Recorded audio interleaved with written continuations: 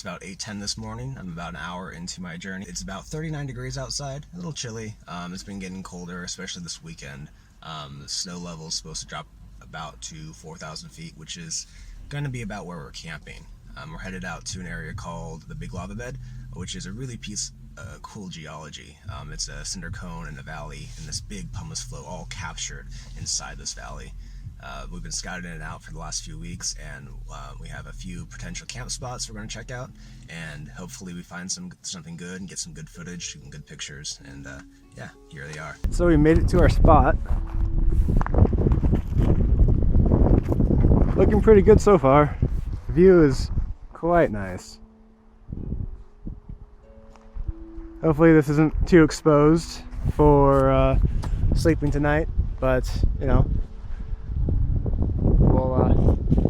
we got the vehicles to sleep in. So explain to the camera what you just did. I'm not explaining dick to you two. Well, there you have it. Oh yeah, down in the quarry there. It'd be more sheltered. Could be out of the wind. But we also could just go back up the road to that little junction. That was a nice, tidy little spot. I don't know.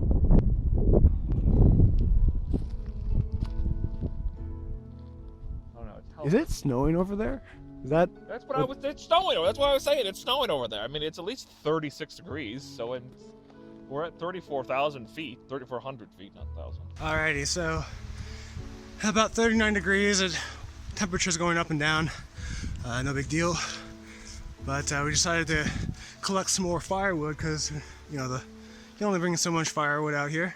And for how cold it's supposed to be tonight, we figured the bigger, the longer the fire, the better. So we're collecting some dead wood now. You can see, got a good log here, got some more over here, got a lot more chopped up there, ready to load up.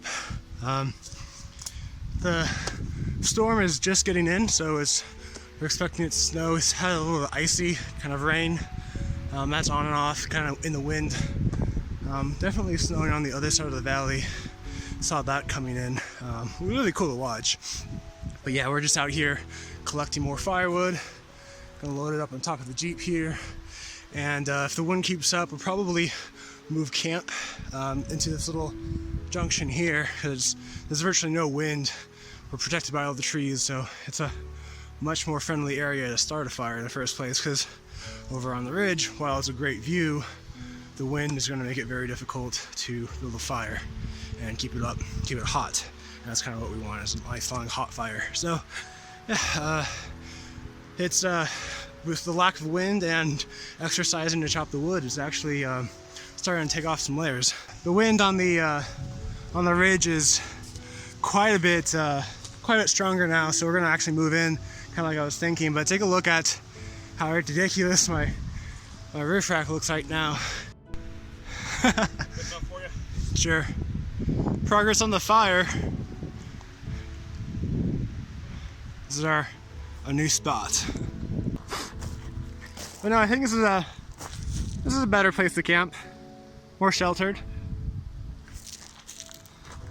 I wouldn't have been able to put the tarp up, the roadhouse up down there, so let's get some good shelter.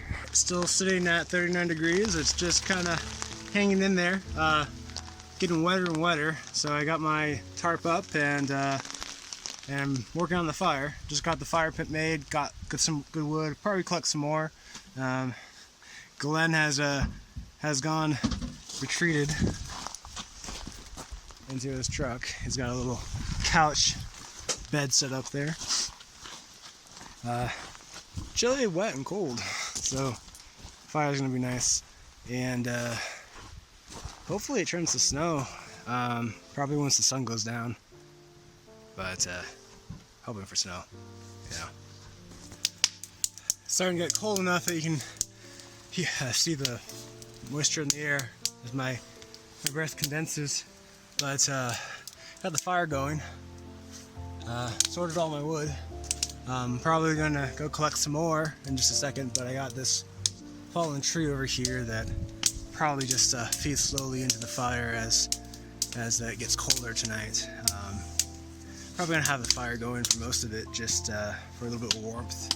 As you know, my shelter here keeps you dry, but it doesn't keep the heat in. So I got thermal layers, and it gets too cold, I'll sleep in the passenger seat of my Jeep. But yeah, I enjoy this. This is a little bit of a blue tarp camping that is going to turn into a little bit of snow. Hopefully, hopefully. Its temperature is still in the mid to high 30s, so it probably won't get any snow until the sun sets, or towards the afternoon. So I'm hopeful. We got the altitude, but we got the precipitation right now. But that might move on. I don't know. Yeah, I collect some more wood and start, for maybe half an hour or so, start cooking some food. Got some steaks and some stir-fry vegetables. And if it gets too cold, I'll have some bone broth soup, all keto, of course.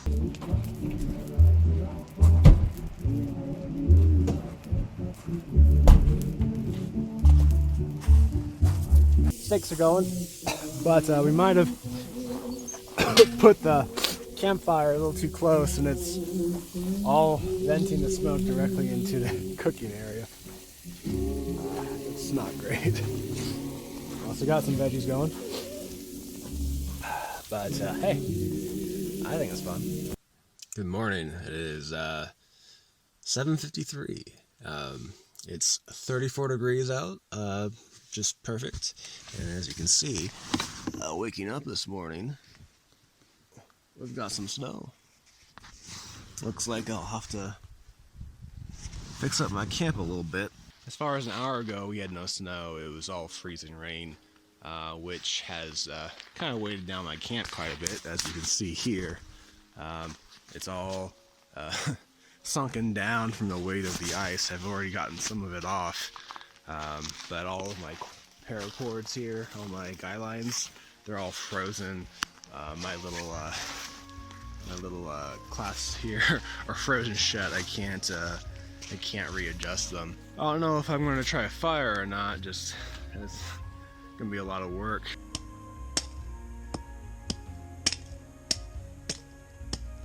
Trying to get the ice off of the wood I have. I left the trees out overnight, but I still have some of my wood left over that I brought that's still dry and in good condition. You can see there's a missing vehicle here. My buddy had to turn back a little early for some personal reasons, so he's not here, unfortunately, to see the snow this morning. So I got the fire going. It's started to trickle in some of the trees I got, so they can melt and dry and slowly feed into the fire. So it's working out pretty well. My tea is done.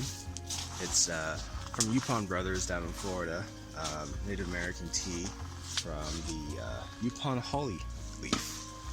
So it's kind of like green tea, only it has a lot more caffeine in it. So it's I think it's a good replacement for coffee. I actually have another one that is even more caffeine, but I like the flavor of this one better. And with the tea ready, then breakfast is started. Started with bacon. Got some leftovers from last night, some leftover steak, and some stir fry. So I'll fry that up in the bacon fat once the bacon's done. Probably have enough there not to do some eggs, but I might crack an egg in there too. So, all right, we got food going. Bacon going here. With the wind and the burner I have, it doesn't really get hot enough to really make bacon very crispy. So, and I like my bacon a little hammy, a little fatty anyway. I know that's an unpopular opinion. But I threw some steak in there too, so I'll have some bacon fried steak, and then heating up my veggies on the side here from last night.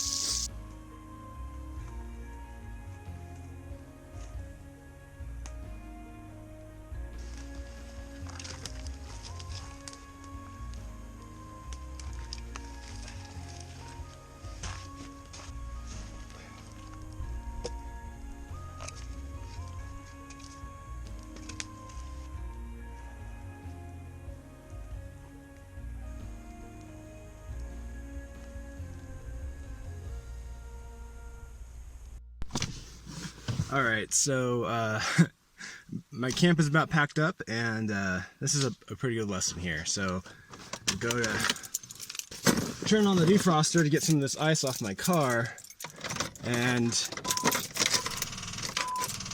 doesn't sound very good. And I have no voltage on my battery, so my battery's dead. Although I still have cabin lights, so it's interesting. So a matter of problem solving. More than likely, I just don't have enough voltage to turn the engine over. The starter is moving, you can hear it.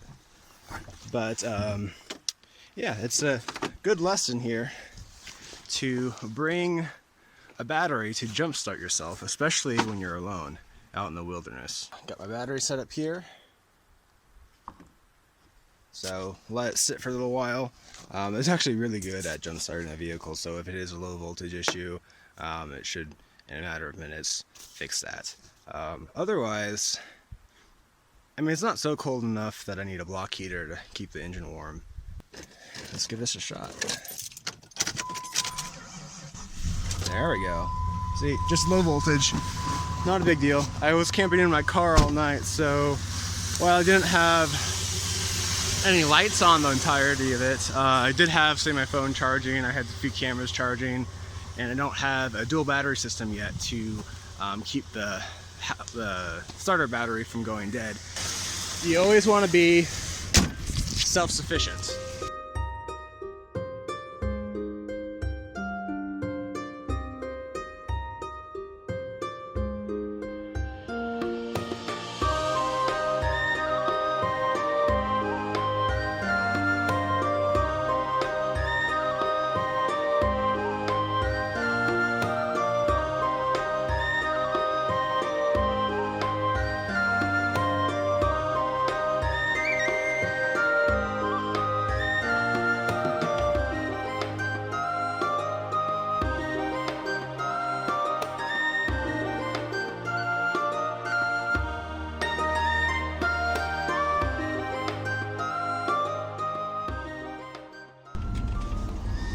I just wanted to say a few words driving through these woods. I'm not driving right now just because of how treacherous they can be. While I want to talk while I try to focus on the roads. But a lot of these are old fire roads or old logging roads, and they're not maintained, which means there's not going to be a lot of traffic going through here, and a lot of them will have no turnarounds. It's a one-lane road, so you need to be comfortable backing down them if you have to. So sometimes you'll go up and there's a tree falling. Well, there's nowhere to turn around. You have to back up sometimes the entire length of the road before being able to turn back around. So don't go up these roads if you aren't comfortable driving back down them in reverse.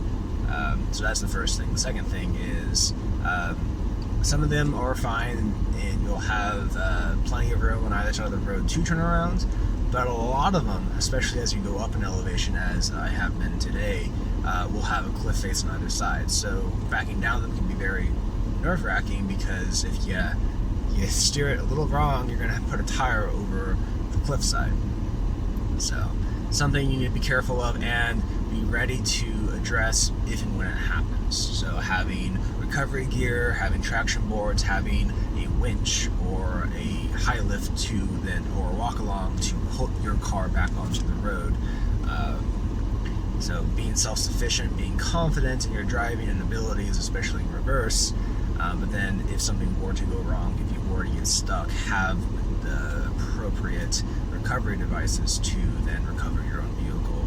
With the brush really overgrown on the road, you can't always see the obstacles. Driving slowly and looking out on the ground for those rocks, for those potholes, for those dips and washouts, those trees. The trees are the big ones because even if you can drive over them, that's a very good way to puncture a tire. I highly recommend a puncture kit too, because honestly, fixing a puncture is easier than getting the spare off the top of my roof, and my spare doesn't match my 32s, so not quite the right size, but also not good of a tread. So in an emergency, it'll work just fine, but it's not a tire I want to rotate or use for any length of time. So just some thoughts on how to navigate these roads and things you might need just in case. You should have them on your vehicle at all times. And then, of course, be careful. If you come up to a road and it's overgrown, and you just think, that's a little sketch, trust your instinct and turn around or back down if you have to. If you have, chainsaw, which is something I don't have currently, it's something I'm looking into very soon because, well, partially because of roads like these I want to explore and I can't. And in that case, you can clear the trees, you can cut down some of the brush, you can make it passable again for you and the future cars coming up. Since they're not maintained, you can help in that maintenance and make it accessible for more people, which is something I definitely want to help with.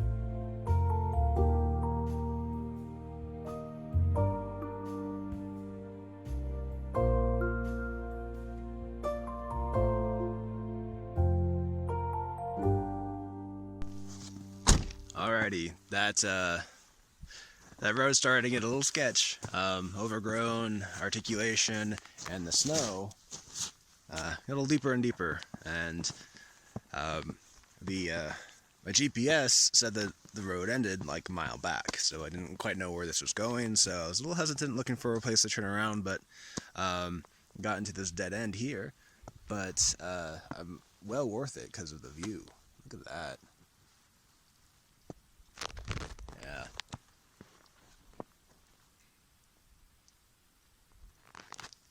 That's why we come out here. Just breathtaking view. I'm not quite sure which side of the valley I'm at right now because of the map not quite knowing where I was. But I believe, yeah, this one right here, I think that's the cinder cone, which means all of this right here, all the way even over here, that's all the lava bed. So that's all pumice, really intricate flows that is you can hardly hike through, let alone have a road through. So it's very interesting terrain. Very interesting terrain. My Jeep here did wonderful. Didn't even have it in low gearing. It was a trooper. Just went right up to all that. But yeah, probably turn around here. There's a few more roads I want to explore, but some of them go up in altitude, so I'm not quite sure how far I want to go, especially if they're overgrown like this last one was. So I'm just gonna kind of take in the view for a little while. As I prepare to air up my tires here, I wanted to point out some of that interesting geology I keep talking about. And right over here, where I parked off the road, it starts and dips down and goes up, and there's this hill here and keeps climbing. That's all the lava flow. That's all pumice. And below it is basalt. So there's this basalt basin here from the Pacific, or not, the Colombian basalt flow that happened between 11 and 5 million years ago. And this pumice flow, only 5,000 years old, is right on top of it.